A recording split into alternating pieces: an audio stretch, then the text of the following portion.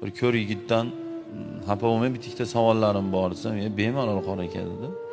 Yorug' nima bilasizmi desam, tasavvur qiling azizlar, yo'q bilmayman u nima u deyapti. Tug'ma ko'rda u. Yorug' nima his qilasizmi desam, yo'q uni his qilmayman deyapti. Quyosh haqida nima fikringiz bor desam, yumalaqligini aytishgan deyapti.